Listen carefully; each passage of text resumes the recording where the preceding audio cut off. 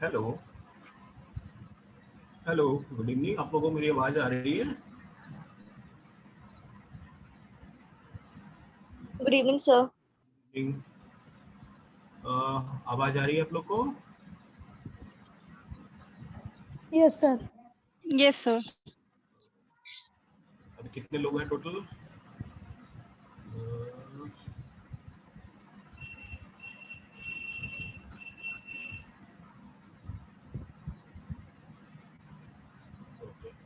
शुरू करें कि टाइम पूरा वेट कर सकते हैं? अभी और भी कैंडिडेट्स आने वाले हैं।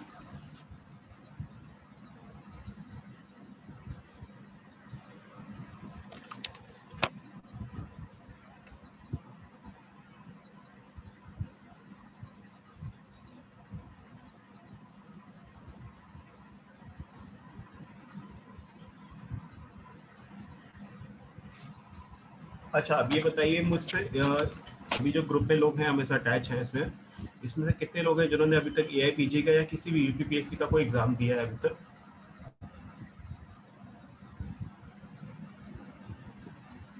Hello, good evening boss. Good evening.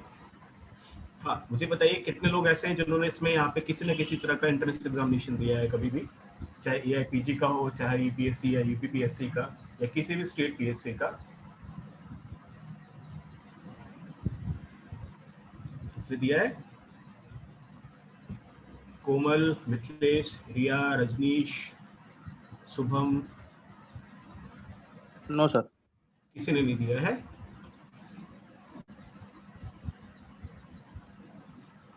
Okay, शुरू करें क्या? आई थिंक मेरे पास इतने लोग सफिशिएंट है क्लास शुरू करने के लिए। यस बॉस, टाइम तो हो गया। ठीक, चलिए, ओके। चलिए, मेरा नाम डॉक्टर हेमंत कुमार है। ठीक है, मैंने 05 में एनएचएमसी लखनऊ से बीएचएमएस किया था, और उसके बाद मैंने एनआईएच कोलकाता से एमडी किया हुआ है। उसके बाद मैं सीसीआरएच में central council of research in homeopathy में लगभग 1.5 साल तक था एज ए एसआरएफ, और अभी मैं as a medical officer appointed हूँ फतेहपुर सीकरी में। ठीक है, तो हम इसको शुरू कुछ इस तरह से करेंगे। शायद आज से पहले भी सतीश बॉस ने और आशीष बॉस ने क्लासेस लिया होगा, तो हम डायरेक्टली कोशिश करेंगे क्वेश्चंस के थ्रू ही हम किसी चीज़ को समझने की कोशिश करें, क्योंकि थ्योरी के थ्रू समझने से बहुत ज़्यादा क्लियर नहीं होती चीज़ें। तो हम पहले क्वेश्चन शेयर कर रहा हूँ मैं, उसके ऑप्शंस भी शेयर करेंगे। पहले हम लोग कोशिश करेंगे क्वेश्चंस को बिना किसी इन्फॉर्मेशन के सॉल्व करने की कोशिश करेंगे। ठीक है, ऑल ओके?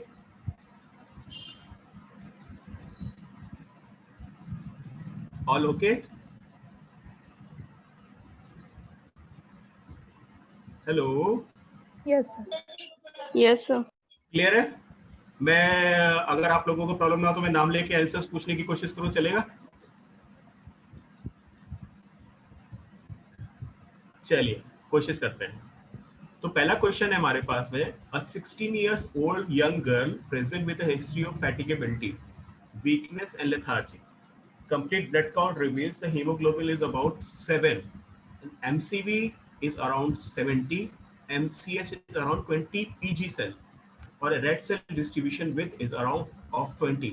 तो most likely diagnosis is, तो कोई ट्राई करेगा इसका आंसर देने की? एक बार कोशिश करके देखिए इसको। कुछ भी समझ में आ रहा है, कुछ भी आइडिया लग रहा है कि क्या ऑप्शंस हो सकते हैं प्रोबेबली, या क्या क्या इन्फॉर्मेशन हमें समझ में आ रही है जो काम की हो सकती है यहाँ पे?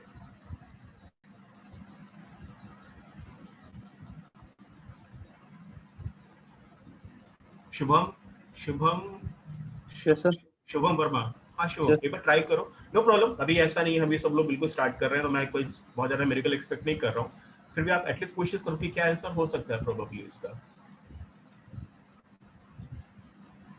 एक 16 इयर्स की ओल्ड फीमेल है जिसको बहुत ज्यादा फैटिगेबिलिटी, थकावट लगती है, वीकनेस लगती है, लेथार्जी फील होता है। वो अपना कंप्लीट ब्लड काउंट करवाती है तो उसको हीमोग्लोबिन 7 के आसपास मिलता है, तो ये तो श्योर है कि वो पेशेंट को एनीमिया है। एट द सेम टाइम उसको एमसीवी 70, एमसीएच, ठीक है, mean corpuscular haemoglobin 20 pg per cell, red cell distribution width RDW जिसको शॉर्ट फॉर्म में बोलते हैं, अराउंड 20 है। मोस्ट लाइकली डायग्नोसिस क्या हो सकती है? आयरन डेफिशिएंसी हो सकती है। Iron deficiency. Iron deficiency anaemia. Okay okay, good. तो पहला जो क्वेश्चन हमारे सामने निकल कर आता है, हमें कई बार क्वेश्चंस ऐसे दे दिए जाएंगे और इसमें हमसे पूछा जाता है कि आपको सिंपली वैल्यू दे दी जाएगी, लेकिन हमें वैल्यू को समझने के लिए पहले हमें भी ये भी तो पता होना जरूरी है ना कि नॉर्मल वैल्यू क्या होती है इसकी।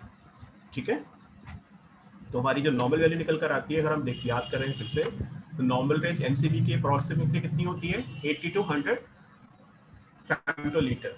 एमसीएच एमसीबी मतलब क्या, मीन कार्पस्कुलर वॉल्यूम, यानी पर्टिकुलर आरबीसी साइज हो उसका जो वॉल्यूम होता है वो कितना होता है, उसका साइज कितना होता है। ठीक है, वो 80 to 100 फेमोलीटर होता है। और हम क्वेश्चन में दोबारा अगर ट्रेस बैक करते हैं तो हमें मिलता है 70। इट मींस क्या है, ये क्या है, इसका साइज छोटा है। ठीक है, माइक्रोस्कोपिक है, कम है। कम है, एग्जैक्टली। और एमसीएच की वैल्यू अगर हम देखते हैं फिलहाल नॉर्मल जो निकल कर आती है दैट इज 27 to 31 पिकोग्राम पर पीजी या पिकोग्राम पर सेल। और हमारे पास जो है वो वैल्यू कितनी आ रही है, 20 पीजी पर सेल। ठीक है, तो एमसीएच भी लेवल कम है, हीमोग्लोबिन मीन कार्पस्कुलर हीमोग्लोबिन यानी एक पर्टिकुलर सेल में जितना हीमोग्लोबिन होना चाहिए वो भी कम है। और RDW red cell distribution width की बात करते हैं, that is that should be less than 14.5%। ठीक है, 14.5%। और हमारे क्वेश्चंस में कितना है वो, more than approximately 20। It means RDW की वैल्यू हाई है, आरडीडब्ल्यू की वैल्यू हाई है। अब हमें समझने की कोशिश करनी है कि एमसीबी तो हमें पता चल गया, मीन कार्पस्कुलर वॉल्यूम का मतलब होता है कि पर्टिकुलर सेल का वॉल्यूम कितना होना चाहिए। सेल का साइज जो है नॉर्मली जितना होना चाहिए 80 to 100 मिलीलीटर के आसपास होना चाहिए। अगर 100 से ज्यादा है दैट इज मैक्रोस्कोपिक है, यानी वो बड़ा साइज में बन रहा है। अगर एमसीबी से कम है, 80 से नीचे जाता है तो वो छोटा बन रहा है। क्योंकि हम अक्सर बोलते हैं ना माइक्रोस्कोपिक माइक्रोस्कोपिक हो गया तो रेड आयरन डिफिशिएंसी एनीमिया में बहुत कॉमनली जानते हैं कि ऐसी एनीमिया होती है जिसमें आरबीसी का साइज बहुत छोटा होता है। और आरडीडब्ल्यू की बात करते हैं, अभी क्या बोला है, आरडीडब्ल्यू बेसिकली क्या बताता है, ये बताता है एनाइसोसाइटोसिस का को मेजर करता है कि टोटल जितने भी हमारे जो सेल बन के आ रहे हैं उसमें एनाइसोसाइटोसिस का परसेंटेज कितना है नॉर्मली, और that should be less than 14.5%। अब एनाइसोसाइटोसिस क्या चीज होती है भाई, इसका क्या मतलब हुआ, एनाइसोसाइटोसिस का मतलब होता है कि जो रेड सेल्स हमारी बन के आती हैं, जो हमारे बोन मैरो से रेड बोन मैरो से जो रेड ब्लड सेल्स बन के हमारी ब्लड में वापस पहुंच रही हैं, उसमें बहुत सारी कुछ छोटी होती हैं, कुछ बड़ी होती हैं, कुछ नॉर्मल साइज की होती हैं, कुछ एक नॉर्मल विद इन लिमिट होती है। उसमें से कुछ सेल्स होती हैं जिनका साइज जो छोटा होता है, यूजुअली वेरिंग साइज की होती है, या तो छोटी या बड़ी हो सकती है, वो अप्रॉक्सीमेटली नॉर्मली 14 लेस देन 14.5% होती है। अगर इतना रहता है तो that is more than sufficient, हमारी ब्लड उसका काम चला लेती है। लेकिन अगर आरडीडब्ल्यू में 14.5% से ज्यादा अमाउंट पे बनकर आ रहा है, इट मींस कि जो बहुत ज्यादा 20% अप्रॉक्सीमेटली 20% सेल्स ऐसी हैं जिनका जो साइज है वो नॉर्मल साइज से अलग है, या तो बहुत ज्यादा बड़ा है या बहुत ज्यादा छोटा पड़ के आ रहा है, दैट इज कॉल्ड एनाइसोसाइटोसिस। ठीक है, क्लियर है अभी तक, किसी को कोई कंफ्यूजन, किसी को कोई कंफ्यूजन? सर एक बार और बता दीजिए। एक और बता दो, नो प्रॉब्लम। देखिए अभी जो क्वेश्चन है ना, इस क्वेश्चंस में हमें जानने की क्वेश्चन अक्सर जो लेंथी क्वेश्चन पूछे जाते हैं ना इस तरह से, खासकर हेमेटोलॉजी और सीबीएस के केसेस में कंफ्यूजन यहाँ पे क्रिएट करने की कोशिश की जाती है, क्वेश्चन को बड़ा बना दिया जाता है, उसमें बहुत सारी वैल्यूज डाल दी जाती हैं और आपसे पूछा था आंसर दीजिए। तो इसमें हमें सबसे पहले जानने की कोशिश ये करनी है, आप कुछ मत करो, सबसे पहले पेन पेपर लो, पेन पेपर लेके जो छोटे छोटे इन्फॉर्मेशन उसको एक जगह पे नोट डाउन करो। वैसे फॉर एग्जांपल एज, ठीक है, हीमोग्लोबिन लेवल कितना है, एमसीबी की वैल्यू कितनी है, एमसीएच की वैल्यू कितनी है, रेड सेल डिस्ट्रीब्यूशन वेथ की वैल्यू कितनी निकल कर आ रही है। अब हमें दोबारा से इमीडिएट रिकॉल करना पड़ेगा, मोस्ट फ्रिक्वेंटली जो क्वेश्चंस आते हैं उसमें कई बार जो वैल्यू दी जाती है इसकी नॉर्मल वैल्यू भी हमें पता होनी चाहिए, तो हम क्वेश्चन में कुछ भी नहीं समझ पाएंगे कि क्या कहना चाह रहा है वो। ठीक है, अब नॉर्मल रेंज जब हम देखते हैं एमसीबी की 80 to 100 फेमटोलीटर आ चुकी है। एमसीबी क्या होता है, मेन कार्पस्कुलर वॉल्यूम की बात कर रहे हैं, यानी जो एक सेल होता है, एक आरबीसी रेड ब्लड सेल है, उसका जो साइज होना चाहिए that should be with in 80 to 100। हमारे जो क्वेश्चंस में उसमें कितना है, वो 70 है। हम समझ गए कि एमसीबी की वैल्यू छोटी है, एमसीबी की वैल्यू छोटी है, नहीं है माइक्रोस्कोपिक है, यानी छोटा है साइज में। ठीक है, अब एमसीएच की ओर जाते हैं। एमसीएच हमारी जो नॉर्मल होना चाहिए that should be 27 to 30 picogram पर सेल। अब हम क्वेश्चन में दोबारा ट्रेस बैक करते हैं तो हमें पता चलता है कि एमसीएच की वैल्यू कितनी है, 20 पिकोग्राम पर सेल, यानी एमसीएच की वैल्यू कितनी है, कम है, कम है। ठीक है, यानी जो पर सेल जो बनकर आ रहा है उसमें जो टोटल हीमोग्लोबिन जितना होना चाहिए नॉर्मली उससे कम अमाउंट में हीमोग्लोबिन उस पर्टिकुलर सेल के अंदर है। लास्ट में हमारे पास जो दिया गया वो दिया गया red cell distribution width, red cell distribution width ये है 20। अब पहली बात हमें पता होना चाहिए कि नॉर्मल वैल्यू कितनी होती है, नॉर्मल वैल्यू है शुड बी लेस देन 14.5%। अब 14.5% मींस व्हाट, क्या चीज ऐसा होना चाहिए, रेड सेल डिस्ट्रीब्यूशन विथ क्या करता है कि हमारा जो टोटल अमाउंट हीमोग्लोबिन जो हमारा बन के आ रहा है, या रेड ब्लड सेल सॉरी बन के आ रहा है, उसमें कितने ऐसे हैं जिनका साइज नॉर्मल साइज से अलग है, छोटा है, बड़ा, इट कैन बी बोथ, ठीक है। तो उसको जो हम मेडिकल टर्म देते हैं उसको बोलते हैं एनाइसोसाइटोसिस। तो एनाइसोसाइटोसिस क्या होता है? Red blood cells of varying size on blood smear. Normally जो हमारा ब्लड बन के आता है वो रेड बोन मैरो से, उसमें अराउंड 14.5% अमाउंट ऑफ सेल ऐसे होते हैं जिनका साइज नॉर्मल साइज से अलग होता है। उसका जो नॉर्मल लेवल, जो टॉलरेबल लेवल हमारी बॉडी के लिए होता है, that should be less than 14.5%। लेकिन अब हम क्वेश्चन में जब ट्रेस बैक करते हैं तो हम देखते हैं कि हमारा रेड सेल डिस्ट्रीब्यूशन विद कितना दिया हुआ, 20, यानी कि 20% ऑफ जो हमारी आरबीसीज बनकर आ रही है वो उनका साइज बहुत ज्यादा वेरी कर रहा है नॉर्मल साइज से, ठीक है। क्लियर है? अभी कोई प्रॉब्लम नहीं? Yes, sir. ओके, चलिए अब कोइक्युलोसाइटोसिस की बात कर ले। एक टर्म और निकल के आता है, मैं इसको यहीं कहीं बीच में हाँ, इंटरप्ट करूंगा बस मैं। ये स्क्रीन क्लियर नहीं दिख रही है कुछ। क्लियर नहीं दिख रही है? हाँ अभी ठीक है? नहीं, मतलब काफी ब्लर है। ब्लर है? हाँ, एक स्टूडेंट का मैसेज भी आया है इधर से, मैं शेयर कर अच्छा दूं क्या बस स्क्रीन? ट्राई करो, लेकिन फिर उसको स्लाइड्स को चेंज कैसे करेंगे? आप बस बताते रहिएगा, मैं उसको फॉलो करूंगा। ओके ठीक है, चलो ट्राई करो अगर ऐसा हो सके। एक आप सेकंड, मैं आपको मुझे कोई स्क्रीन हटा दूं, मैंने चाहो तो कर लो।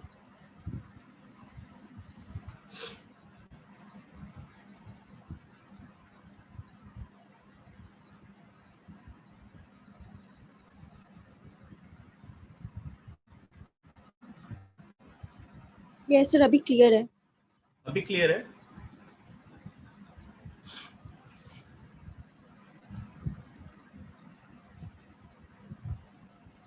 ओके बॉस, तो शुरू कर सकते हैं। अब क्लियर है, ठीक है। यस। चलिए, अभी तो कोई कंफ्यूजन नहीं है, किसी को कुछ प्रॉब्लम नहीं है, कोई भी नए स्टूडेंट जो अभी तो वापस आए हैं, ठीक है? क्लियर है अभी तक? All okay? Yes. Yes sir. Okay, चलिए अब एनाइसोसाइटोसिस की बात कर रहे हैं तो लगे आते हैं एक छोटी सी चीज और हम लोग शेयर कर लेते हैं। वो क्या है? कोइक्युलोसाइटोसिस। कोइक्युलोसाइटोसिस बेसिकली क्या चीज निकल कर आती है? कोइक्युलोसाइटोसिस क्या होगी? एक सेकंड,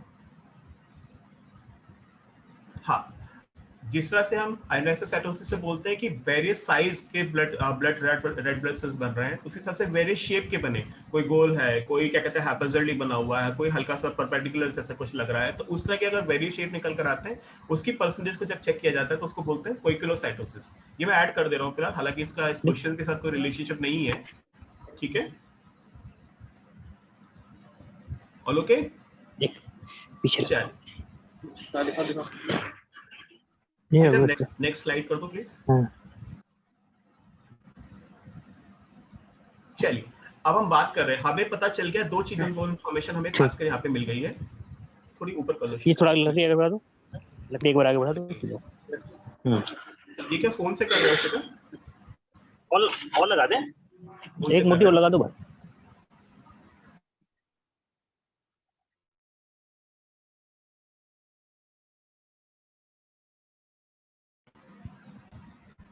हेलो, आवाज आ रही है? यस बॉस, आ रही है बात। ओके, अब हमें इससे पहले हमें पुराना क्वेश्चन देखा तो उसमें एक चीज समझ में आई थी कि हमारा एनसीबी का लेवल लो है और आरडीडब्ल्यू का वैल्यू हाई है। तो हमें दो कंडीशंस पता है, आयरन डिफिशियंसी एनीमिया और थैलेसीमिया मेजर, जिसमें एनसीबी का लेवल लो और आरडीडब्ल्यू का लेवल हाई होता है। एट द सेम टाइम अगर हम ध्यान करने की कोशिश करें, अगर सेम क्वेश्चंस में अगर ये पूछा गया होता है एमसीबी का लेवल लो यानी लेस देन 70 और आरडीडब्ल्यू का लेवल लेस देन 14.5% होता है, ये सॉरी अप्रोक्सीमेटली 14.5% होता है, तो हम ये बोल पाते हैं कि एमसीबी का लेवल तो लो है लेकिन आरडीडब्ल्यू नॉर्मल है। तो उस केस में हम दो कंडीशंस को, तीन कंडीशन को कंसीडर कर रहे होते हैं। It may be thalassaemia trait, it may be thalassaemia minor और it can be anaemia chronic disease. लेकिन हमारा क्वेश्चन यहाँ पे क्या पूछ रहा है हमसे पूछ रहा है कि एमसीबी की वैल्यू कितनी है, लो है, आरडीडब्ल्यू की वैल्यू हाई है, आरडीडब्ल्यू 20 है, एमसीबी 70 है, ठीक है। तो हमें दो कंडीशंस देखनी है, आयरन डेफिशिएंसी एनीमिया और थैलेसीमिया मेजर की ओर देखना है, ठीक है। नेक्स्ट स्लाइड कर दो शिखर।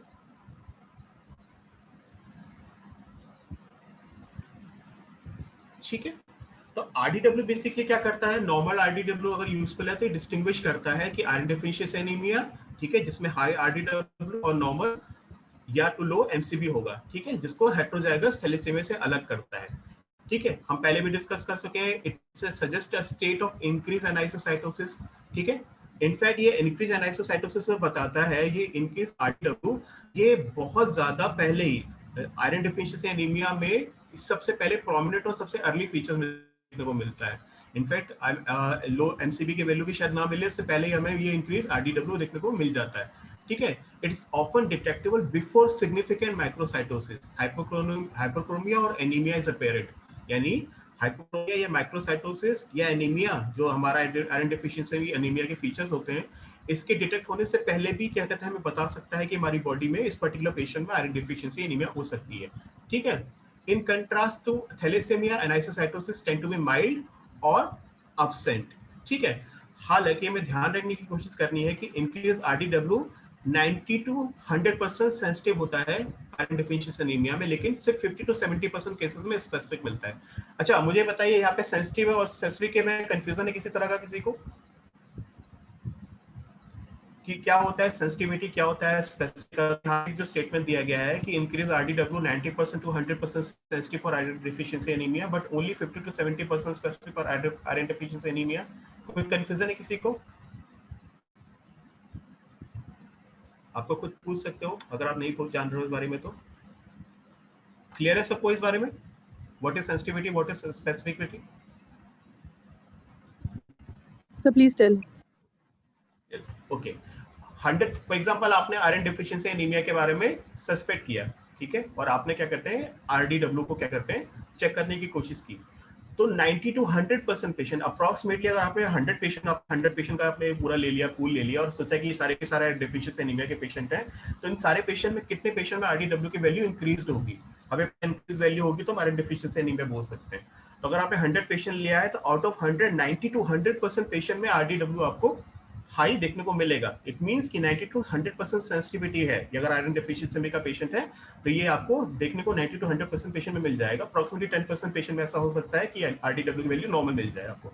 What is specificity? स्पेसिफिसिटी बताता है कि हाँ एग्जैक्टली आयरन डेफिशिएंसी एनीमिया को ही पकड़ लेता है ये, ठीक है। फॉर एग्जांपल कोई और डिजीज कंडीशन में भी आरडीडब्ल्यू की वैल्यू हाई हो सकती है, जैसे थैलेसीमिया मेजर के केसेस में भी हो सकती है।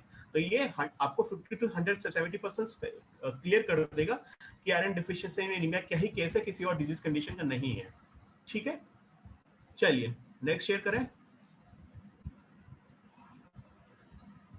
ठीक है। अब इस क्वेश्चन में कंफ्यूजन हमें यहाँ पे क्यों आ रहा था? कंफ्यूजन ये आ रहा था कि हमें बताया गया था कि लो एमसीबी वैल्यू और हाई आरडीडब्ल्यू की वैल्यू होगी तो दो कंडीशन निकल कर आती है, आयरन डेफिशिएंसी एनीमिया और थैलेसीमिया मेजर के केस में। तो हम दोनों ऑप्शन पे टिक मार सकते हैं, लेकिन हमने आयरन डेफिशिएंसी एनीमिया का चूज किया। क्यों चूज किया?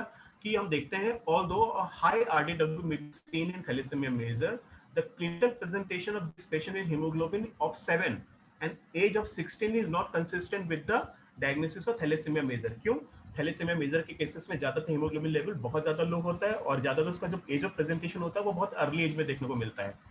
क्योंकि हमारा जो क्वेश्चन था यहाँ पे, जो पेशेंट थी वो 16 इयर्स की थी और उसका हीमोग्लोबिन लेवल अप्रोक्सीमेटली 7 था, तो ये थैलेसीमिया मेजर होने की चांसेस बहुत अनलाइकली हो जाएगा, ठीक है। इसलिए हम दो ऑप्शन जिनके बीच में हम कंफ्यूज हो रहे थे यहाँ पे, आयरन डेफिशिएंसी एनीमिया और थैलेसीमिया मेजर, दोनों ही कंडीशन में एमसीवी की वैल्यू हाई थी और लो थी और आरडीडब्ल्यू की वैल्यू हाई थी। तो उस केस में हमें चूज करना है, तो अभी चूज किसके बेस पे करेंगे? हम एज के बेस पे करेंगे। ये पेशेंट 16 इयर्स का है, अगर इससे लेस देन 2 to 4 इयर्स का होता या अर्ली एज का होता तो हम प्रोबेबली थैलेसीमिया मेजर की ओर जाते हैं, लेकिन पेशेंट 16 इयर्स का है और हीमोग्लोबिन लेवल अप्रोक्सीमेटली 7 है, इट इज माइल्डली एनीमिक। इस केस में हम आयरन डेफिशिएंसी में एनीमिया को चूज करेंगे। तो हमारा आंसर क्या बन जाएगा? Iron deficiency anaemia. All clear? All clear? कुछ कंफ्यूजन?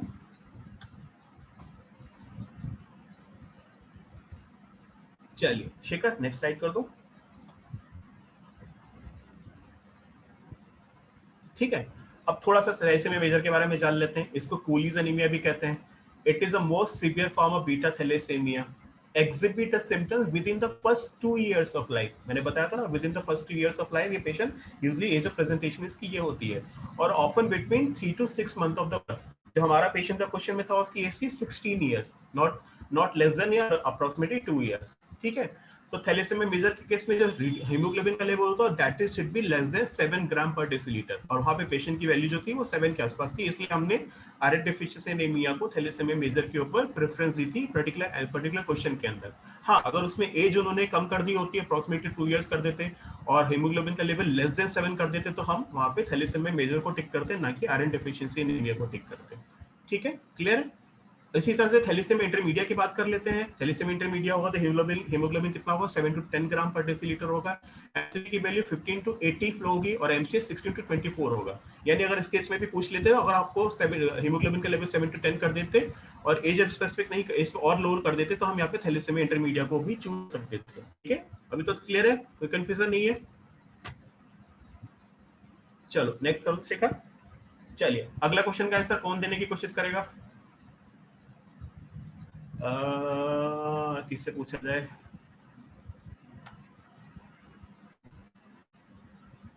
चलो शुभम तो बता चुका है पिछली बार। तन्वी, तन्वी, हेलो तन्वी, सुन रहे हो आप? Yes sir, yes okay, sir, सुन रहे चलिए हैं। तन्वी प्लीज क्वेश्चन आप रीड करोगे मेरे लिए? Which of the following is major criteria for diagnosis of polycythemia vera? हाँ, Option A, presence of JAK2 mutation, low erythropoietin level. Option C is high leukocyte alkaline phosphatase, TLAP scores, and fourth option is thrombocytosis. चलो okay good, thank you. अब तुम decide करो तन्वी कौन answer देना चाहेगा इसके बारे में। तुम्हारे पास सारे ऑप्शंस खुले हुए हैं, जो भी दुश्मन को पकड़ना चाहे पकड़ सकते हो यहाँ से। चलो बताओ कौन आंसर करेगा, किसको ट्राई करने के लिए बोलोगे तुम? सर कोई कोई भी। क्यों दुश्मनी ले लेना चाहते हैं किसी से? चलो कोई ओके। रोशनी सिंह, रोशनी सिंह अनम्यूट करो बेटा अपने आप को। कोई प्रॉब्लम नहीं है, आंसर नहीं भी आता कोई इशू नहीं, मैं आपसे एक्सपेक्ट नहीं कर रहा हूँ आप मेडिकली वो करोगे, लेकिन हम एटलीस्ट कोशिश करने की कोशिश करते हैं। ठीक है, चलिए बताइए रोशनी, क्या आंसर होने की पॉसिबिलिटी हो सकती है? बेसिकली क्या पूछा जा रहा है यहाँ पे आपसे? So, which of the following is a major criteria for diagnosis of polycythemia vera? Okay, The या मैं पॉलीसाइथेमिया वेरा के मेजर क्राइटेरिया कौन सा इसमें से ऐसा है जो मेजर क्राइटेरिया और कौन सा ऐसा बाकी 3 है जो माइनर क्राइटेरिया, वो पूछने की कोशिश कर रहे हैं हमसे यहाँ। ठीक है, हाँ कुछ कह रहे थे आप? Sir, polycythemia vera is the excess of RBCs. हाँ exactly, excess of RBC, good good, very good. एक ऐसी कंडीशन जहाँ पे आरबीसी बहुत ज्यादा अमाउंट में बनने लगता है। ठीक है, अगर आरबीसी बहुत ज्यादा अमाउंट में बनने लगता तो कहाँ पे गड़बड़ी होनी चाहिए प्रोबेबली? Sir, thrombocytosis. थ्रोम्बोसाइटोसिस। चलिए नहीं, आंसर तो प्रोबेबली थ्रोम्बोसाइटोसिस नहीं है रोशनी, नो प्रॉब्लम। लेकिन मैं कुछ पूछ रहा था कि पॉलीसाइथेमिया वेरा में आपने बताया कि लार्ज अमाउंट ऑफ हीमोग्लोबिन या लार्ज अमाउंट ऑफ आरबीसीज बन रही हैं, तो प्रोबेबली जो डिजीज कंडीशन है वो कहाँ पर होनी चाहिए, उसका सीट ऑफ एक्शन कहाँ पे होना चाहिए हमारे हिसाब से? कहाँ पे ऐसा कहाँ होता है जो हीमोग्लोबिन बहुत ज्यादा अमाउंट में बनता है? Sir, bone marrow. Bone marrow, red bone marrow में बनता है। रेड बोन मैरो में क्या होता है कि कुछ पर्टिकुलर स्टिमुलेशन की वजह से ज्यादा अमाउंट में हीमोग्लोबिन आरबीसी बन रहा होता है, जो हमारी में आता है, जिस कंडीशन को वो पर्टिकुलर हम लोग पॉलीसाइथेमिया वेरा कहते हैं। चलिए ओके, थैंक यू। चलो सर शिखर नेक्स्ट स्लाइड करो बेटा।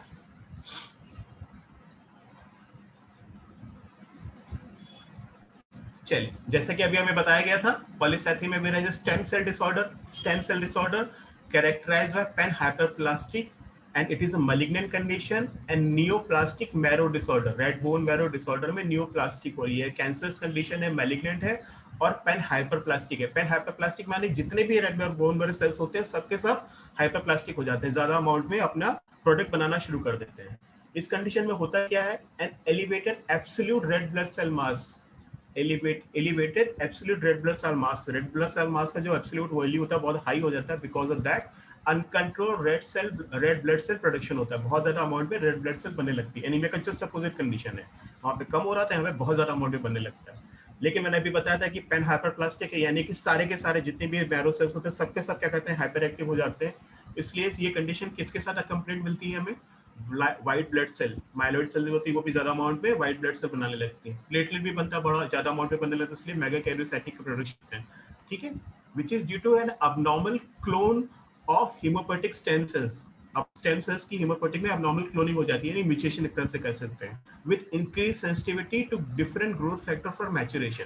हमें क्या जरूरत होती है, हमारी जो किडनी होती है, किडनी क्या बनाती है, कौन सा एक क्रिटिकल सब्सटेंस बनाती है जो स्टिमुलेट करता है रेड बोन मैरो को आरसी बनाने के लिए?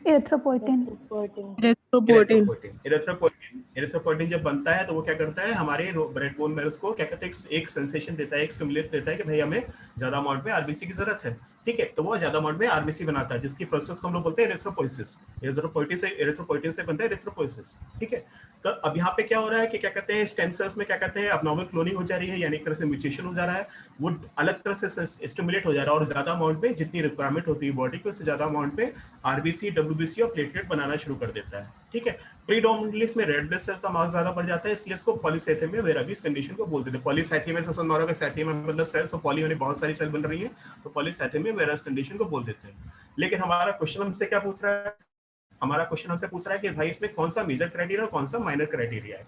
और रोशनी ने अटेम्प्ट किया था, थ्रोम्बोसाइटोसिस बोला था रोशनी ने, आई थिंक। हाँ, चलिए शेखर स्लाइड नेक्स्ट कर दो बेटा।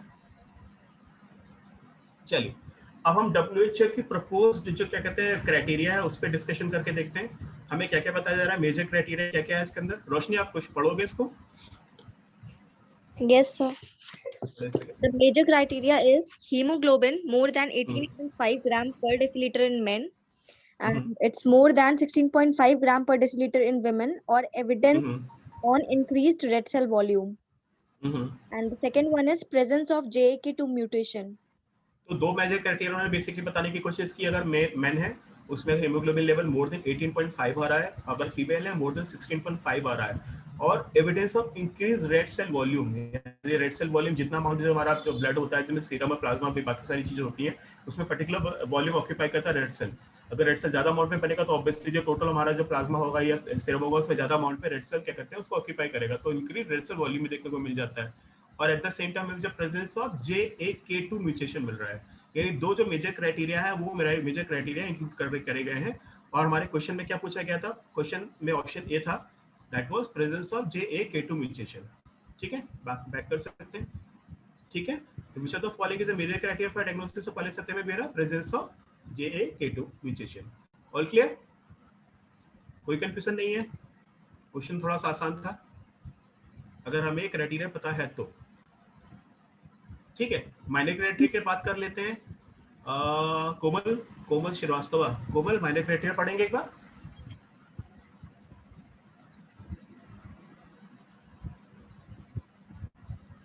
हेलो कोमल, कोमल है, सो गई है? चलिए मैं ही पढ़ लेता हूँ। माइनर क्राइटेरिया क्या होगा, हाइपरसेल्युलर बोन मैरो बायोप्सी करेंगे तो पेन माइलोसिस मिलेगा, यानी प्रोमिनेंट इरेथ्रोइड्स, ग्रेनुलोसाइट, मेगाकैरियोसाइट, हाइपरप्लेसिया मिलेगा। यानी बोन मैरो में बायोप्सी करेंगे तो वहां पे जितने भी माइलोइड सेल्स होंगे सारे के सारे क्या कहते हैं हाइपर एक्टिव स्टेट में मिलेंगे, जिसमें सारे के सारे इरेथ्रोइड, ग्रेनुलोसाइट, मेगाकैरियोसाइट सारे के सारे हाइपरप्लास्टिक स्टेट में मिलेंगे। एरिथ्रोपोइटिन का लेवल लेकिन लो होगा। हम यूजुअली एक्सपेक्ट क्या करते हैं, जो हमारी ब्लड बॉडी में क्या कहते हैं ज्यादा अमाउंट में आरबीसी बन रहा होगा तो एरिथ्रोपोइटिन का लेवल भी हाई होना चाहिए। बट इस केस में क्योंकि ये अबनॉर्मल कंडीशन होती है, बॉडी की रिक्वायरमेंट नहीं होती है, इसलिए ज्यादा रिक्वायरमेंट नहीं होती है, एरिथ्रोपोइटिन का लेवल भी नॉर्मल रहता है या लो रहता है, लेकिन हमारी बॉडी उसके बावजूद भी ज्यादा अमाउंट में आरबीसी बना रही होती है, तो ये भी एक वन ऑफ द क्राइटेरिया में निकल के आ जाता है। ठीक है, और at the same time endogenous erythroid colony formation in vitro करते हैं, ये थोड़ा सा कॉम्प्लिकेटेड सी चीज है, इसको क्लियर रख सकते हैं अदरवाइज। ठीक है, नेक्स्ट शिखर स्लाइड को ऊपर कर देना। चलिए उसके बाद एक नया प्रपोज क्या कहते हैं डायग्नोसिस क्राइटेरिया WHO ने दिया था, ठीक है, जिसमें इन्होंने clonal genetic abnormality other than Philadelphia chromosome on BCR and ABL marrow को भी इंक्लूड कर दिया था। ठीक है, स्प्लिनोमेगेलियन पैल्पेशन यानी स्प्लिनोमेगेली भी मिलेगी, ज्यादातर देखने को मिलेगी, और एंडोजेनस एरिथ्रॉइड कॉलोनी फॉर्मेशन विट्रो से पहले माइनर क्राइटेरिया में था, उसको मेजर क्राइटेरिया में डाल दिया गया था। तो चार मेजर क्राइटेरिया बना दिए गए। पहली बात तो आरबीसी सेल का मास जो है 25% से ज्यादा होना चाहिए प्रेडिक्टेड वैल्यू से, या फिर हीमोग्लोबिन का लेवल मेल में 18.5 से ज्यादा और 16.5 से ज्यादा होना चाहिए। हम पैल्पेट करेंगे तो हमारा स्प्लीन का साइज बड़ा मिलेगा, स्प्लिनोमेगेली मिलेगी, और क्लोनल जेनेटिक अबनॉर्मलिटी मिलेगी जिसमें फिलाडेल्फिया क्रोमोसोम को एक्सक्लूड किया जाएगा इसके अंदर, या फिर BCR ABL मैरो देखने को मिलेगा। पर इन दोनों के अलावा बाकी जेनेटिक अबनॉर्मलिटी मिल रही है वो भी इसको इंक्लूड कर दी जाएगी इसके अंदर मेजर क्राइटेरिया में। इससे पहले जैसे एक स्टूडेंट ट्राई किया था थ्रोम्बोसाइटोसिस, बोला था कि मेजर क्राइटेरिया नहीं, थ्रोम्बोसाइटोसिस इसमें यहाँ पे माइनर क्राइटेरिया होता है, that should be 400 into 10⁹ approximately पर लीटर हो जाएगा। WBC मोर देन 12 to 10⁹ हो जाएगा। फाइन माइलोसिस लो इरिथ्रोसाइट, लो सीरम इरिथ्रोपोइटिन लेवल देखने को मिलेगा। ठीक है, नीचे कर दो प्लस। ठीक है, तो हम क्लियर करते हैं, which of the following is a major criteria for diagnosis of polycythaemia vera. JK2 mutation, जो भी क्या कहते हैं क्लोनल म्यूटेशन देखने को मिल रहा है, वो हमारा मेजर क्राइटेरिया बन जाएगा। जो बाकी 3, low erythropoietin level, high leukocyte alkaline phosphatase, ये एल्कलाइन फास्फेटेज यूजुअली तब बढ़ता है जब क्या कहते हैं बोन क्या कहते हैं बोन में डिस्ट्रक्शन हो रहा होता है, इसकी वजह से बोन या प्रॉब्ली किडनी या स्केलेटल मसल में डिस्कशन होता है, तो एल्कलाइन फास्फेटेज बढ़ जाता है, ल्यूकोसाइट एल्कलाइन फास्फेटेज ये भी बढ़ सकता है, लेकिन यहाँ पे वो माइनर क्राइटेरिया में इंक्लूड किया जाएगा। और थ्रोम्बोसाइटोसिस हमने ऑलरेडी डिस्कस किया है, ये भी माइनर क्राइटेरिया में इंक्लूड किया जाएगा। ठीक है, अब JK2 के बारे में असल में क्यों स्ट्रेस ये क्वेश्चन पूछा गया, रीजन क्या था कि इससे पहले तक बहुत लंबे समय तक पॉलीसाइथेमिया वेरा के बारे में स्पेसिफिकली क्लियर नहीं था कि किस वजह से होता है। इसलिए जो डिफिनेशन बनाई गई थी उसमें बोला गया था कि फिजियोलॉजिकल जो रीजन है उसको अगर आप एक्सक्लूड कर देते हैं कि जिस वजह से फिजियोलॉजिकल रीजन की वजह से एरिथ्रोपोइटिन का लेवल हाई हो जाता है और वो क्या कहते हैं बोन मैरो को स्टिमुलेट करता है और बोन मैरो क्या कहते हैं ज्यादा अमाउंट में आरबीसी बनाता है, अगर वो जो रीजन है वो अगर उसको एक्सक्लूड कर देते हैं तो अदर जो भी रीजन होगा उसको पॉलीसाइथेमिया वेरा बोल जाएगा। काफी समय तक ये मेडिकल लिटरेचर में लिखा जाता था, लेकिन काफी बाद में, और इनफैक्ट जब WHO ने क्राइटेरिया बनाया था, WHO ने क्राइटेरिया में इसको मेंशन भी नहीं किया था, लेकिन बाद में जब क्योंकि JK2 जो क्या कहते हैं जो हमारा म्यूटेशन है वो हमें पता चल गया था इस म्यूटेशन के बारे में, इस पर्टिकुलर के बारे में, तो इसको जानने के बाद में WHO ने इसको भी क्या कहते हैं क्राइटेरिया में इंक्लूड भी किया और मेजर क्राइटेरिया में इंक्लूड कर दिया, इसलिए इसकी वैल्यू थोड़ा हाल फिलहाल में ज्यादा बढ़ गई थी इसके बाद में। ठीक है, थोड़ा सा मोटा मोटा समझ लेते हैं JK2 क्या है। बेसिकली नॉन रिसेप्टर है, यानी इसको रिसेप्टर की जरूरत नहीं होती, थायरोसिन काइनेज फैमिली से बनकर आता है, थायरोसिन काइनेज वैल्यू से बनकर आता है। ठीक है, तो mutation in tyrosine kinase JK2 appears to have a central role in the pathogenesis of polycythemia vera by causing constitutive activation of kinase. ठीक है, although the presence of JK2 mutation is a major criteria for diagnosis of polycythemia vera, हालांकि ये अभी भी अकेले diagnose नहीं करता polycythaemia vera को। ठीक है, अकेले नहीं करता, क्यों नहीं करता? 2 और कंडीशन है जिसमें भी ये देखने को मिला है, JK2 म्यूटेशन देखने को मिला है। वो कौन कौन सी कंडीशंस है? Essential thrombocytosis and chronic idiopathic माइलोफाइब्रोसिस। Chronic idiopathic myelofibrosis clear है? अब क्रोनिक इडियोपैथिक माइलोफाइब्रोसिस के साथ ध्यान रखिएगा, पॉलीसाइथेमिया वेरा के साथ क्या होता है कि अक्सर पॉलीसाइथेमिया वेरा अल्टीमेटली बाद में जो बोन मैरोस होती है जो ज्यादा अमाउंट पे कहते हैं आरबीसी और बाकी सारे ब्लड सेल्स बना रही होती है, अल्टीमेटली उसमें भी फाइब्रोसिस हो जाती है। तो वो अल्टीमेटली वो कंडीशन भी इस क्रोनिक माइलोफाइब्रोसिस में कन्वर्ट हो जाती है, क्रोनिक माइलोफाइब्रोसिस में कन्वर्ट हो जाती है। और एट द सेम टाइम एक और कंडीशन है जिसको क्रोनिक इडियोपैथिक माइलोफाइब्रोसिस कहते हैं, इस कंडीशन में भी देखा गया है और एसेंशियल थ्रोम्बोसाइटोसिस जिसके केस में JK2 म्यूटेशन देखने को मिलता है। तो हमें समझ आ गया JK2, जैसे JK2 म्यूटेशन की बात आ गई तो 3 कंडीशन हमारे दिमाग में फॉरन इमीडिएटली एरप्ट कर जानी चाहिए। कौन सी? Polycythaemia vera, essential thrombocytosis and chronic idiopathic myelofibrosis. Clear है? All clear? कोई कंफ्यूजन किसी को? Tanvi, Preeti, no sir. शिमर, इकबाल, शिवम, बेटा कोई भी कंफ्यूजन हमसे पूछ सकते हैं, कोई इश्यू नहीं है। No, sure. ठीक है, ओके, चलिए नेक्स्ट क्वेश्चन में जाते हैं। कौन पढ़ेगा नेक्स्ट क्वेश्चन को? Oppo F15, ये अच्छा स्टूडेंट का नाम है, ये पढ़ेगा इस क्वेश्चन को। Oppo F15 कृपया क्वेश्चन पढ़ें। हेलो, Oppo F15 सुनाई दे रहा है?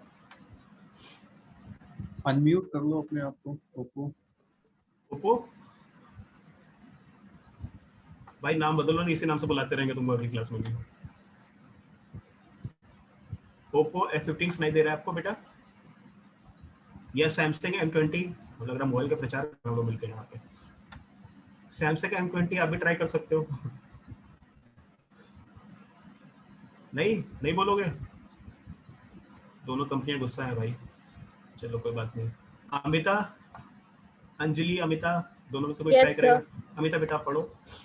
All of the following statements about the Fanconi anemia are true except autosomal. A option है autosomal dominant inheritance, B option hypocellular bone marrow, or C option congenital anomalies, D option usually normocytic and macrocytic cell morphology. माइक्रोमोर्फोलॉजी हमें पूछा गया है, हमसे question में पूछा गया Fanconi anaemia में क्या चीज ऐसी है जो ट्रू है, एक्सेप्ट ठीक है, कौन सी चीज जो गलत है, बाकी सारी सही है, हमें बताना है। ठीक है, तो किसको वॉलंटियर करवाओगे आंसर देने के लिए? अमिता, किससे दुश्मनी निकालने का मन है? कौन सॉरी बोल रहा है भाई? सरिता कुछ कहा, क्या हो सर गया? जिसको भी आंसर बता देगा, मुझे तो पता नहीं है। नहीं तुम अपने दुश्मनी नहीं, हम लोग क्लास में आपस में दुश्मनी निकाल सकते हैं, कोई इशू नहीं है। हाँ, किसने बोला थर्ड ऑप्शन? किसने बोला थर्ड ऑप्शन, कंजेनिटल एनोमली? और of the following statement about Fanconi? ठीक है, ओके, चलिए एक अकॉर्डिंग है आंसर सी। और कोई ट्राई करना चाहेगा? हम आपका वर्क कर सकते हैं, कोई बात, अगर हमें नहीं आता ऑटोसोमल डोमिनेंट इनहेरिटेंस आपके अकॉर्डिंग गलत आंसर है। चलिए, और कोई अक्कड़ पकड़ कर सकते हैं, हमने भी किया है, टेंशन मत लो, जब नहीं आता तो यही करते थे सब। Answer B. Answer B, hypocellular bone marrow. चलिए ओके, तो एक ने बोला आंसर सी, एक ने बोला बी और एक ने बोला ए।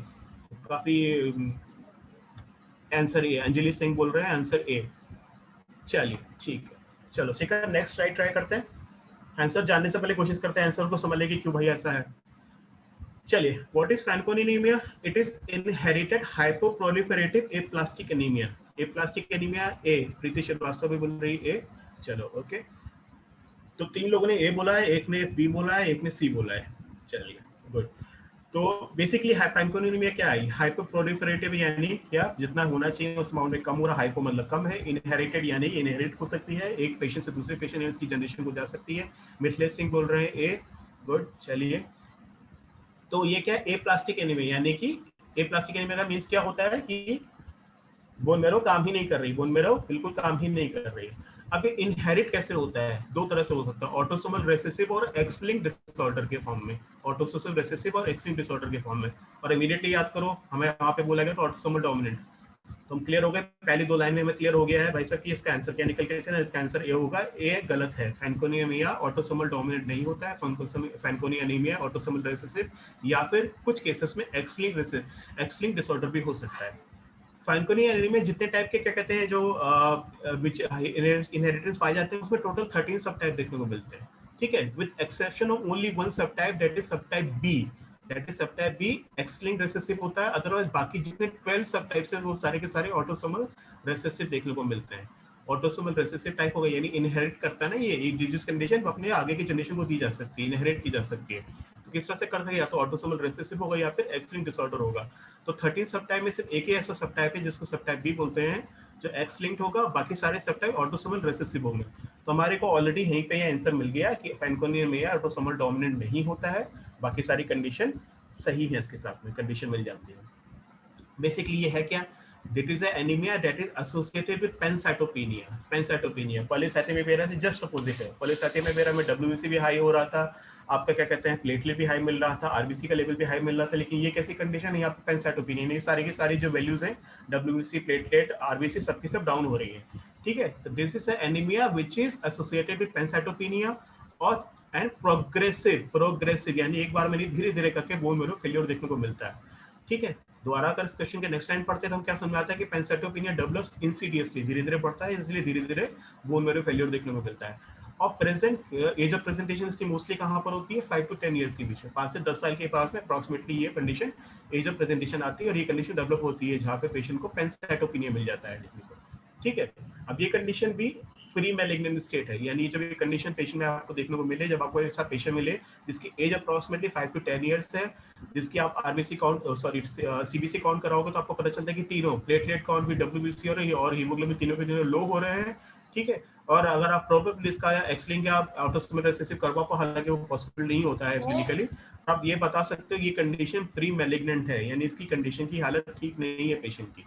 क्यों है नहीं है? क्योंकि इस केस में क्या देखने को मिलता है, ज्यादातर केसेस में माइलोडिस्प्लेसिया या एक्यूट माइलोइड ल्यूकेमिया देखने को मिल सकता है, और या फिर सॉलिड ट्यूमर देखने को मिलते हैं। सॉलिड ट्यूमर कहाँ देखने को मिलते हैं? Squamous cell carcinoma of head, neck में, स्किन में, जीआईटी या जेनिटल ट्रैक्ट में आपको सॉलिड ट्यूमर देखने को मिल सकता है।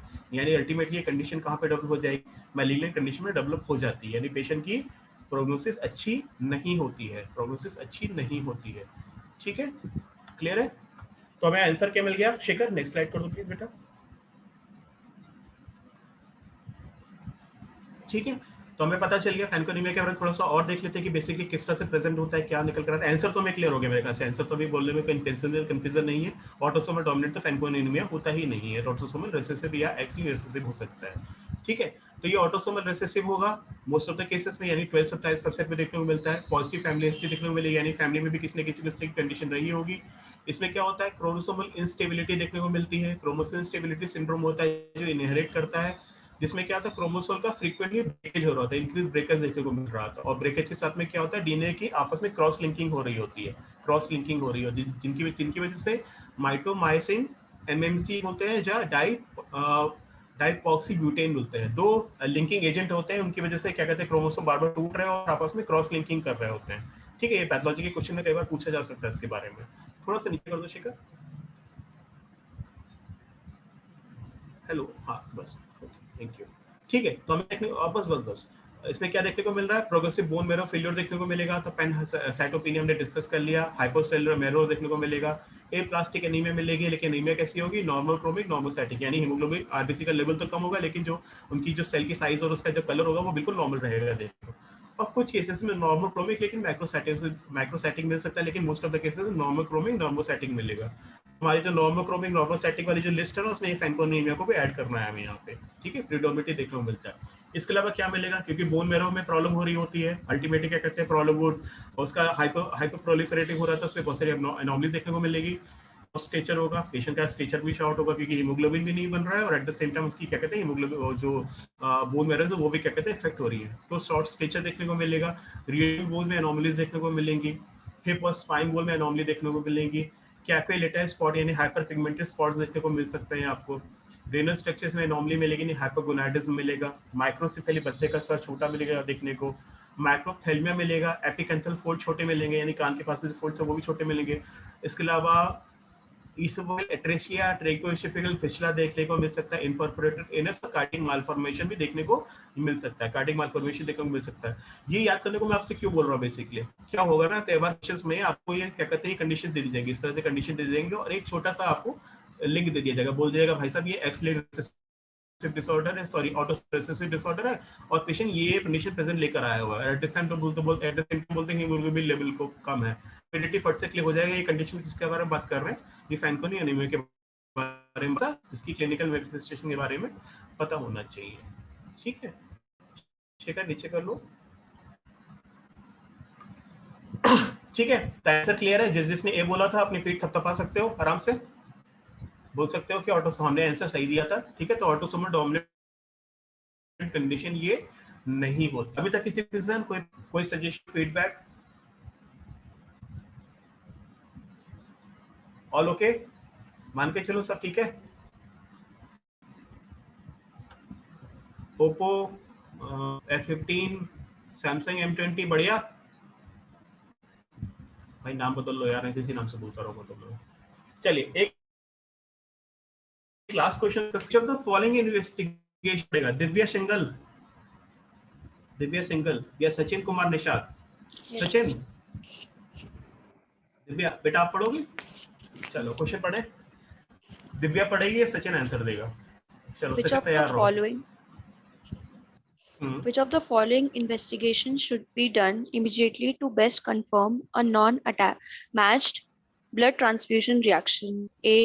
Indirect क्या Coombs क्वेश्चन पूछ test. रहे हैं? एक बार दिव्या, एक बार क्वेश्चन क्लियर कर दो, क्या पूछने की कोशिश कर रहे हैं? हमें अंग्रेजी थोड़ी कम समझ में आ रही है। सर ये कौन सी इन्वेस्टिगेशन इमीडिएटली करनी चाहिए कंफर्म करने के लिए कि जो ब्लड ट्रांसफ्यूजन है वो नॉन मैच्ड रिएक्शन। पेशेंट को रिसेंटली भी ब्लड ट्रांसफ्यूजन किया गया है, हाँ, और उसमें देखा ये देखने को मिला कि पेशेंट को रिएक्शन रही, ठीक है, तो नॉन, हम ये मान के चले कि प्रॉपर्ली नॉन मैच्ड हो गया है, तो इमीडिएटली कौन सा हमें इन्वेस्टिगेशन करने की जरूरत है। ठीक है दिव्या, आगे आंसर्स क्या, क्वेश्चंस क्या है, सॉरी ऑप्शंस क्या है? A option indirect Coombs test. B direct Coombs test. C antibody in patient serum. D antibody in donor serum. चलो गुड, तो हमें क्वेश्चन ही पूछा गया पेशेंट से कि, थैंक यू दिव्या, क्वेश्चन ही पूछा गया है कि पेशेंट को रिसेंटली ब्लड दिया गया है, ब्लड देने के बाद पेशेंट को रिएक्शन हुआ है, रिएक्शन होने के बाद हमें पता चला, हमें आइडिया लगा कि प्रोबब्ली दिस पेशेंट की नॉन मैच ब्लड ट्रांसफ्यूजन, गलत मैच करके ट्रांसफ्यूजन ब्लड दिया गया है, इस पेशेंट में गलत ब्लड दे दिया गया है। इमीडिएटली इसको कंफर्म करने के लिए इन्वेस्टिगेशन करने की जरूरत है। इन्वेस्टिगेशन करने के वहाँ पे 4 ऑप्शन हमारे आंखों के सामने है, या तो हम पेशेंट को कॉम टेस्ट करें, डायरेक्ट इनडायरेक्ट दोनों कर सकते हैं, या पेशेंट की सीरम में एंटीबॉडी को चेक करें, या डोनर की सीरम में एंटीबॉडी को चेक करें, कौन सा कंडीशन, कौन सा टेस्ट किया जा सकता है। ठीक है, कहाँ गया मेरा आंसर देने वाला बंदा? सचिन था ना? हाँ जी, सचिन चला गया क्या? सचिन चला गया तो भाई आंसर देते भाग गया। चलो कौन आंसर देने की कोशिश करेगा? ट्राई कर सकते हैं हम लोग। Sir C option. C option, patient के सीरम में एंटीबॉडी को चेक करने की कोशिश कर सकते हैं। चलिए सी ऑप्शन। और कोई? मिथिलेश बोल रही है सी। और कोई? हम अनम्यूट करके भी आंसर दे सकते हैं, नो प्रॉब्लम। और कोई आंसर? सी, 2 लोगों ने बोला कि सी आंसर होना चाहिए प्रोबेबली।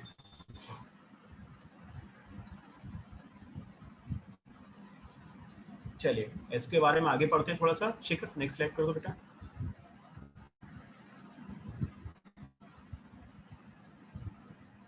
शिखर हाँ चले गए।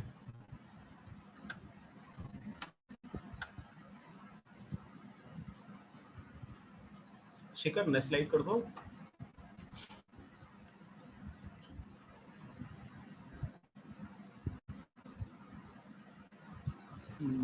इस एक और स्लाइड होनी चाहिए। हाँ इसके नीचे वाली स्लाइड। ठीक है, बेसिकली यहाँ पे हमें 2 टेस्ट पे स्पेसिफिकली ध्यान देने की कोशिश करी, डायरेक्ट कॉम टेस्ट और इनडायरेक्ट कॉम टेस्ट की बात कर रहे हैं। डायरेक्ट कॉम टेस्ट और इनडायरेक्ट कॉम टेस्ट करता है क्या, बेसिकली जानने की कोशिश करते हैं। पेशेंट को ब्लड दिया गया, पेशेंट को ब्लड देने के बाद पेशेंट को क्या कहते हैं, कोगुलेशन हो रहा है या कुछ भी हो रहा है, ये रिएक्शन आ रहा है, फीवर आ रहा है, तो हमें पता चल गया कि जो ब्लड ट्रांसफ्यूजन किया गया वो गलत है। इसको चेक करने के तरीके कैसे हो सकते हैं?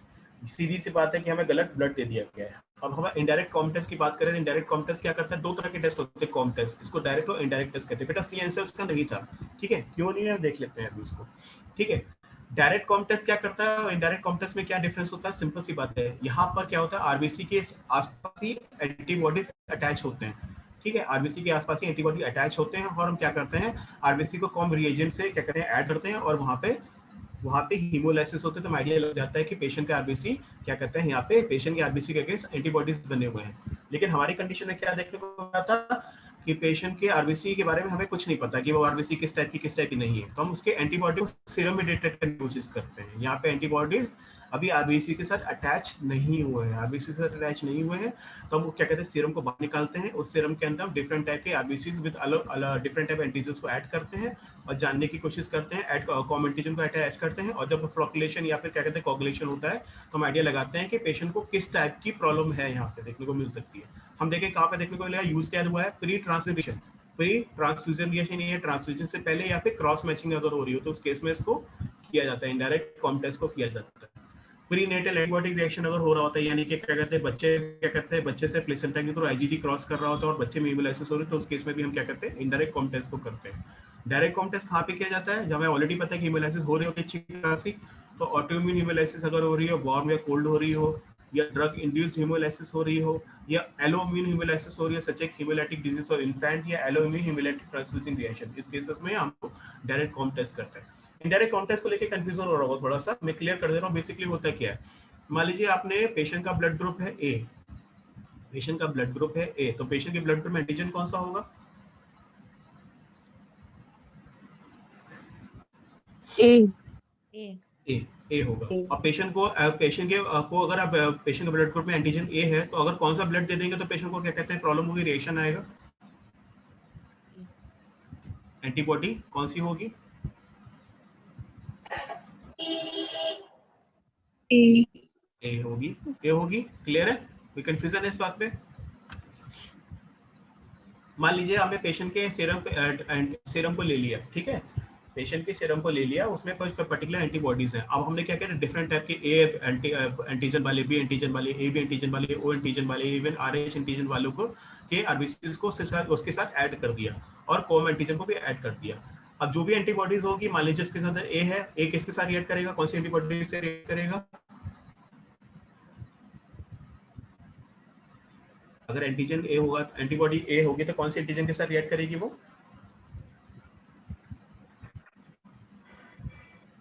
कंफ्यूजन है,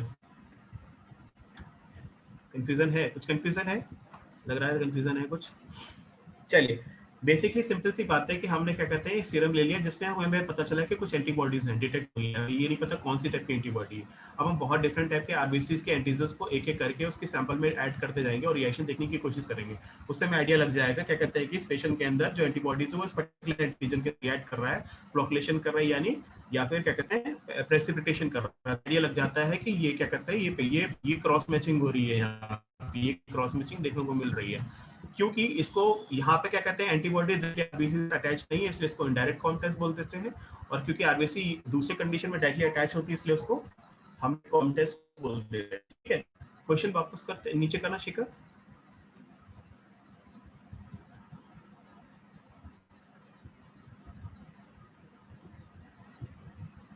नहीं और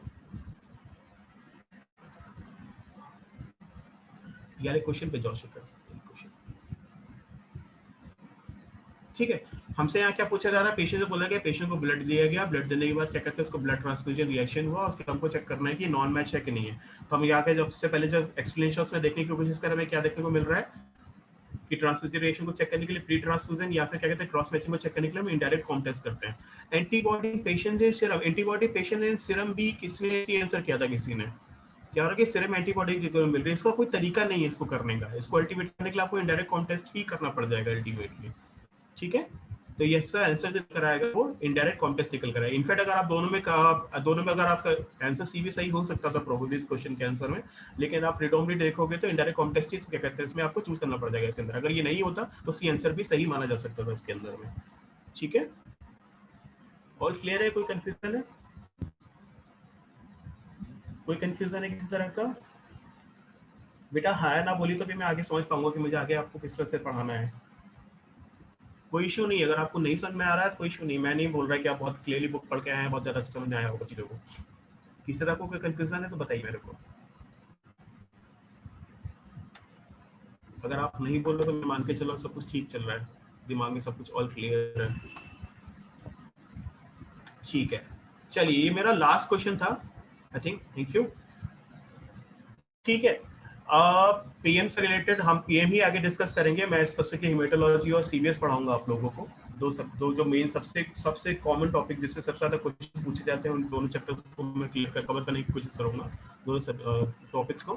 तो इससे रिलेटेड कोई क्वेश्चन है, कुछ पूछना चाहते हो कि कैसे पढ़ना है, क्या करना है, कोई कंफ्यूजन है, कोई फीडबैक चाहते हो, कुछ चाहते हो समझना, मुझे पूछो आप, या एक एक करके पूछूं मैं। Shivam HMC LKU clear, thank you. Shivam Kumar HMC LKU या सिमरन इकबाल, सिमराना इकबाल, कुछ पूछना है बेटा आप लोग को?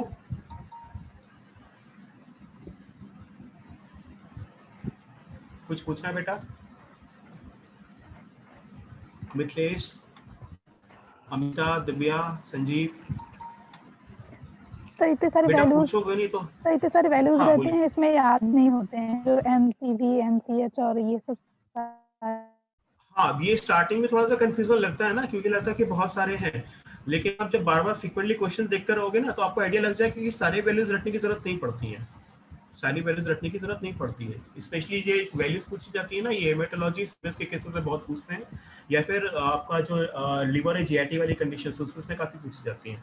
ठीक है, तो होता है क्या है ना कि अभी आप लोग जब तैयारी कर रहे हो ना तो बहुत लग रहा है कि डेटा बहुत ज्यादा है, बहुत कंफ्यूजन हो रहा है, ये भी पढ़ना है वो भी पढ़ना है। एक्चुअल में ऐसा होता नहीं है। ठीक है, एक्चुअल में ऐसा होता नहीं है। सिलेक्शन दो तरह के लोगों का नहीं होता है, कौन से जो बिल्कुल पढ़ाई नहीं करते और जो कुछ जरा ज्यादा पढ़ाई करके चले जाते हैं, उन दोनों का सिलेक्शन नहीं होता। हमें सेलेक्टिव स्टडी करनी है, सेलेक्टिव स्टडी करनी है। आप जैसे जैसे क्वेश्चंस देखते जाओगे ना आपको आइडिया लगेगा ये क्वेश्चन इस तरह के क्वेश्चन बार बार पूछे जा रहे हैं, तो उनको नोट करते जाओ, उनकी वैल्यूज को क्या कहता है एक चार्ट बना लो, उनकी वैल्यूज को ऑन पेपर रिटन हैंड में, और उसको जहाँ भी आपका स्टडी डेस्क है वहाँ के सामने चिपका। समझ रहे हैं? Yes sir. समझ रहे हैं? जैसे फॉर एग्जाम्पल आपको पता चले कि एमसीबी अक्सर पूछी जा रही है, या फिर RDW अक्सर पूछा जा रहा है, या LFT में क्या कहते हैं, LFT में क्या कहते हैं आपको, हीमोग्लोबिन डायरेक्ट इनडायरेक्ट का अक्सर पूछा जा रहा है, या क्रिएटिनिन की वैल्यू अक्सर पूछी जा रही है। तो आप क्या करो, फट से उसको जगह पे पेपर साथ में रखो, एक जगह पे नोट कर दो कि क्रिएटिनिन की वैल्यू, उसकी वैल्यू, उसकी वैल्यू और उसकी वैल्यू आप बुक से निकाल के, इनफैक्ट कई बार जो टेक्स्ट बुक होता है उसके पीछे पूरी लिस्ट दी जाती है, दी रहती है, वहां से इसकी नॉर्मल वैल्यू नोट करके उस पेपर को सामने चिपका लो। तो आप बार बार जब देखते रहोगे दिन में तो धीरे धीरे वो माइंड में बैठना शुरू हो जाएगी, इसमें कोई टेंशन नहीं है आपको समझने में। ठीक है, और कोई क्वेश्चन और दिमाग में आ रहा है जो पूछना चाहिए? बेटा एक्सपीरियंस शेयर करूंगा तब मैं तभी शेयर कर पाऊंगा जब आप मुझसे सवाल करोगे। तो मेरे पास बताने तक बहुत कुछ होगा, लेकिन मैं बता नहीं पाऊंगा कि आप सवाल नहीं कर पाओगे। राजेश कुछ पूछना है बेटा? राजेश कुमार यादव, रोशनी सिंह, सरिता कुशवाहा, शेखर, शिवम, और किसी को कुछ पूछना है बेटा? खत्म करो, क्लास बंद करो, सबको समझ में आ गया? Yes, sir. Yes, sir. Yes, sir. तो हम बेसिकली इस तरह से क्लास करेंगे, हम क्वेश्चंस के साथ आंसर में, क्वेश्चन के थ्रू आंसर में घुसने की कोशिश करेंगे और इसी के साथ हम ज्यादा से ज्यादा इन्फॉर्मेशन को समझने की कोशिश करेंगे। अच्छा, ध्यान रखिएगा कि प्रैक्टिस ऑफ मेडिसिन एक लौता ऐसा सब्जेक्ट है जो थोड़ा बाकी सब्जेक्ट से अलग है। क्यों अलग है? क्योंकि यहाँ पे रटने से काम नहीं चलेगा, यहाँ पे आपको समझना ही पड़ेगा, आपको कंसेप्ट क्लियर होगा तभी आप आंसर कर पाओगे। ये मटेरियल मेट का जैसा या बाकी सारे जैसे PSM का सब्जेक्ट हो गया या फिर FA हो गया, उस तरह का सब्जेक्ट नहीं, आपको समझना पड़ेगा। दो तरह के सब्जेक्ट है, एक तरह के सब्जेक्ट जिसमें डायरेक्टली क्वेश्चन और डायरेक्टली आंसर पूछा जाता है, वो डेटा रिलेटेड है, ये क्वेश्चन और इसका ये आंसर है। और कुछ सब्जेक्ट ऐसे हैं जहाँ पे आपको थोड़ा दिमाग लगाना पड़ेगा, जैसे ऑर्गेनन हो गया, ऑर्गेनन वगैरह फोर्जन नहीं पूछी गई होगी तो डायरेक्टली आपसे पूछ लेगी, फोर्जन के अंदर का कंटेंट पूछेंगे, अगर आपको क्लियर नहीं है तो आप उसका आंसर नहीं दे पाओगे। उसी तरह से प्रैक्टिस ऑफ मेडिसिन के अंदर भी कंसेप्ट क्लियर नहीं होगा तो आप उसका आंसर नहीं दे पाओगे। अगर हल्का सा भी क्वेश्चन घुमा दीजिए, जैसे पहला क्वेश्चन था, अगर उसमें से सब कुछ ठीक है लेकिन आपने एज हल्का सा ऊपर नीचे कर दिया और आपका कंसेप्ट क्लियर नहीं है तो आप आंसर गलत देके चले आओगे। आंसर अगर 16-17 साल तक आप आयरन डिफिशिएंसी नहीं में आंसर 2 साल का हो जाता तो फट से थैलेसीमिया मेजर हो जाता। तो आपको कंसेप्ट क्लियर होना थोड़ा सा जरूरी है। तो प्रैक्टिस ऑफ मेडिसिन में थोड़ा सा आपको क्वेश्चंस पे भी जितना दिमाग लगाना है उससे ज्यादा दिमाग उसके आंसर और उसके एक्सप्लेनेशन पे लगाने की कोशिश करना है। क्यों? उसी के थ्रू अगर क्वेश्चन हल्का सा घुमाया जाएगा तो आप उसका आंसर आसानी से कर पाओगे। ठीक है, तो हम ज्यादा से ज्यादा क्वेश्चंस को इसी तरह से यहाँ पे लगाएंगे, ज्यादा से ज्यादा क्वेश्चंस को डिस्कस भी करेंगे। अगर वो क्वेश्चन है तो कंफ्यूजन धीरे धीरे से हम लोग जब थोड़ा सा वो बन जाएगा, मोमेंटम बन जाएगा, तो क्वेश्चंस को ज्यादा से ज्यादा डिस्कस भी करेंगे। बाकी लोग आप पढ़ के मुझे पूछना तो उसको मैं इसके आंसर्स को निकाल के समझ के आपको समझाने की कोशिश करूंगा। ठीक है, और क्लियर? Yes. चलिए बेटा, तो नेक्स्ट टाइम हम लोग हाँ बेटा पूछिए, बोलिए बेटा। मीटिंग एंड करने से पहले मतलब एक इन्फॉर्मेशन देनी है। हाँ, 31 तक अभी बीच में क्लासेस नहीं होंगी, 1 तारीख से अब क्लासेस शुरू हो जाएंगी। वो डेमो क्लासेस तो कंप्लीट हो चुकी है, तो हाँ, तो यही इन्फॉर्मेशन थी कि 31 तक अभी कोई लेक्चर नहीं होगा, 31 तक। और कोई इशू नहीं है आपको। हाँ, 1 तारीख से हम लोग 1 तारीख से शेड्यूल बना लेंगे और ये टाइमिंग मेरे ख्याल से परफेक्ट है। 8:30 के आसपास सब लोग के लिए ठीक रहेगा, कोई इशू नहीं है मेरे साथ। असल में Yes, sir. 8:30 बेटा असल में मेरी ना यहाँ पे असल में मैं आगरा में पोस्टेड हूँ ना, यहाँ पे मेरी कोविड में ड्यूटी लगी हुई है, तो मैं 8:30 बजे के मतलब 8 बजे के बाद ही फ्री हो पाता हूँ असल में। तो बीच में दिन में असल में मेरे को जाना रहता है, तो 8:30 मेरे लिए थोड़ा सा कंफर्टेबल है। आप लोगों को इश्यू ना तो 8:30 पे क्लास करें अप्रॉक्सिमेटली हम लोग, डेट डिसाइड कर लेंगे बाद में। Yes, sir. Yes. Yes. उसके बाद तो नींद भी अच्छी बट ये इसके बाद पढ़ने के बाद नींद भी नहीं आएगी, आराम से रात भर जगे रहोगे सब लोग, तो सोचते रहना कि कैसे सिलेक्शन है हम लोग। ठीक है, चलिए फिर आप लोग ध्यान रखो, फिर अपना पढ़ाई करते हैं, आज से लगते हैं हम लोग मिलके, कोशिश करते हैं हम सभी लोगों का कहीं ना कहीं सिलेक्शन हो जाएगा। ठीक है, चलिए, okay, good night. Thank you sir. Okay, Thank you, sir. Thank you, sir. Thank you बेटा। Thank you, sir. ओके, चलिए सी यू, मिलते हैं। Okay.